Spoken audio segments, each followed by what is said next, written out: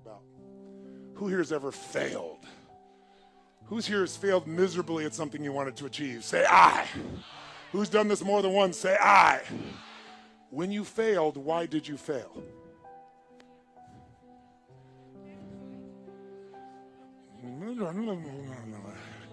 Why are you suddenly tongue-tied?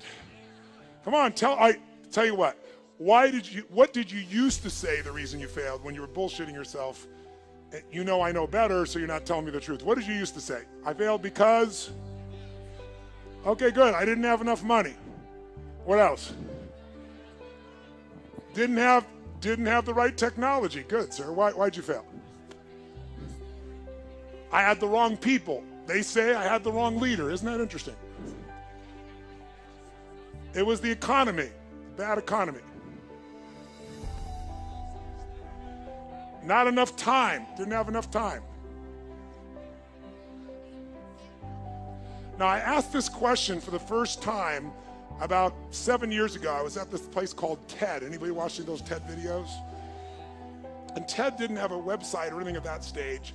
It was a very small program. It was done for about 800 people in Silicon Valley. Most of them billionaire investors, the founders of Yahoo, the founders of Apple, the founders of a whole series of companies.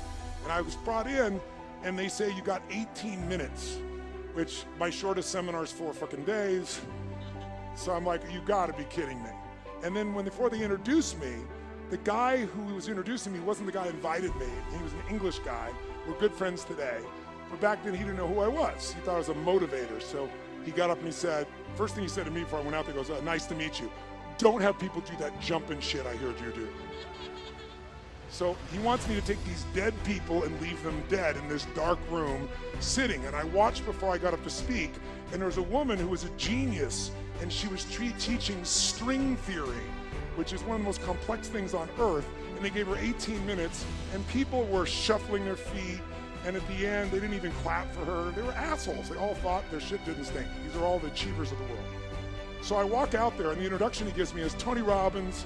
He's like a motivator, and he's helped a lot of sports people, so maybe you can, create some energy here. He had a very publicized divorce a few years ago. I couldn't fucking believe it. He really did say that. If you watch the TED video, he cut that out because he's embarrassed. So I got up afterwards and I said, God, it's a privilege to be here. I said, I didn't know that my divorce is very publicized, but my ex-wife is very happy. She has tens of millions of dollars, but I didn't come about that. I came to serve you. And then I was trying to figure out how to engage this room, so I asked them a question just asked you. I said, who here has ever failed? And no one raised their hand in the whole fucking room. So I paused and I said, I know you're out there. I can hear your hearts beating. Who here has ever failed? And I demanded an answer, and then a few people raised their hand. I said, who here has ever failed? And now they started complying. So I said, great. When you failed, why did you fail? And they said all the things you said. Didn't have enough time, didn't have the right technology, didn't have the money, didn't have the contacts, had the wrong people. The people said we had the wrong leader, right? And then this voice in the darkness, the whole room was pitch black, says, I didn't have enough Supreme Court justices. And I looked down, and it's Vice President Al Gore, who you probably don't know much about American politics, but he and Bush Jr., they tied, basically, and had to go to our Supreme Court to decide who's going to be it, and he lost. And when he said that, we were in Northern California, which is all Democrats, would have been supporters of his. They all stood up and gave him a standing ovation when he said this. And when they stopped the standing ovation, I said, that's one way to try to explain why you didn't become president of the United States. But I wouldn't say it's an accurate one. And there was this pause, like, what the fuck is he about to say? And I said, because let's just do this logically. Everything you people have told me, I didn't have the technology, I didn't have the right contacts, I didn't have the time, I didn't have money. Everything you've told me, I didn't have enough Supreme Court justices. Those are resources. And so you're telling me I failed because I didn't have the resources. And I'm here to tell you what you already know. Resources are never the problem. It's a lack of resourcefulness is why you failed. Because the ultimate resources are emotional states. If you're creative enough, can you find the answer? Yes or no? If you're determined enough, can you find the breakthrough? Yes or no? If you're passionate, loving enough, can you get someone to help you? Yes or no? If there's no way that you're committed, can you find the money even if you don't have it? Yes or no? So I said creativity, decisiveness, passion, honesty, sincerity, love. These are the ultimate human resources. And when you engage these resources, you can get any other resource on earth. And I said, so you told me all the resources you're missing, and you hypnotize yourself into believing that you don't have what you want because you don't have the resources, when the most successful people in history had no resources, but they were incredibly resourceful, so they got the resources. Resourcefulness is the ultimate resource. And if you don't have what you want, stop telling yourself the story because you don't have the money, you don't have the time. That's bullshit. It's because you haven't committed yourself where you would burn your boats. If you want to take the fucking island, burn your fucking boats, and you will take the island, because people, when they're going to either die or succeed, tend to succeed. But most of us give ourselves a way out, and that's why we don't have what we want. So if you and I really want to know what's going to take to get your dream and make it real, it's to stop all the things you've told yourself that aren't. And I'm here to tell you what I said at the top of our discussion. 80% of success is psychology and 20% is mechanics. That's true of running your business. That's true of your intimate relationship. That's true of your body. That's true in your level of happiness. So you got to know the 20% because that gives you the edge, right? Those strategies, but you got to know the psychology. If you're in business right now, there's a few things. The chokehold, since, again, how many own a business? So I'm real clear. Really do own a business. You're not thinking about it, you own one. Raise your hand so I can see. Shit, most of you, I'm impressed. So if you own your business, I'll tell you right now, the chokehold on the growth of your business is you. It is not your people. It is the leader of this organization. The leader is the chokehold. And the chokehold comes in one of two forms. Your psychology. You think you've tried everything.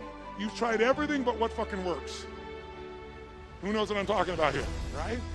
Or it's a skill that you're missing. Like you really are incredible at writing code, but you don't know shit about accounting and finance, and it's eating your business alive. Because I gotta tell you, 96% of all businesses in a 10-year period of time go under. Only 4% make it. By the way, make it doesn't mean that you succeed and have any money. It just means you're still standing. 4%. By the way, after 10 years, you're set, right? There's no more challenges. Ever heard of a company called Lehman Brothers? Right? 100-year-old company. If you took their gross revenues and added them up, it'd be $1 trillion over the decades. $1 trillion with a T, and they're no longer here. That's how competitive the world is today. So if you got in a business and you're in it right now, I love you, I respect you as a brother or sister, and I know you're a crazy son of a bitch just like me. You have to be. Who gets in a sport where the longer you play, the more likely you die? You're a gladiator if you're in business. A gladiator goes out there and they know every time I go out I can die, and the longer I stay in the game, the more likely I die, but every day they go out to win. That takes an incredible psychology. But in that psychology, we bump onto limits, and that's what you gotta shift. And if your psychology is solid, then you gotta say, where are the skills I'm missing? Because that's equally important.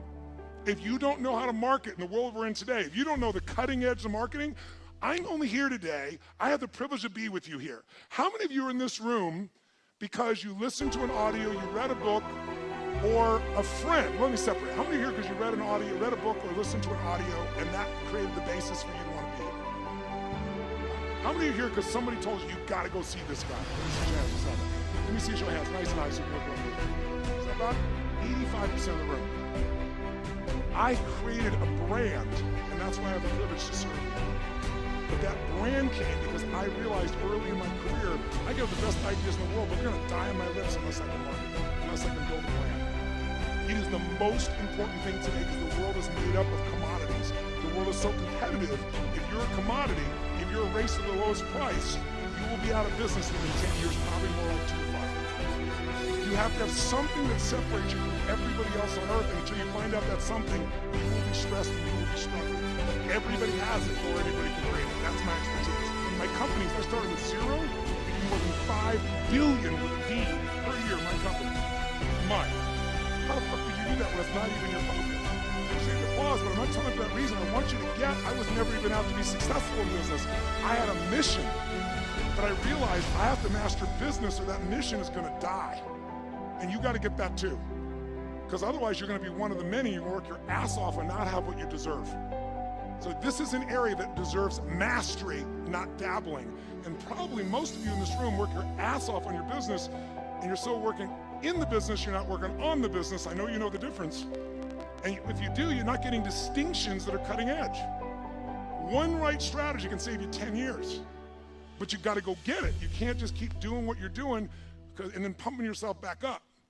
So you got to get the skills. Marketing is one of those skills. Selecting the right people is everything. Who selected the wrong person, and as a result, it costs your business big time. Either in a partner, salesperson, something, raise your hand and say, I. You got to develop a system, pick the right people. You live and die by that. And we all know it's not the person that you hire that hurts you, it's the one you don't fire.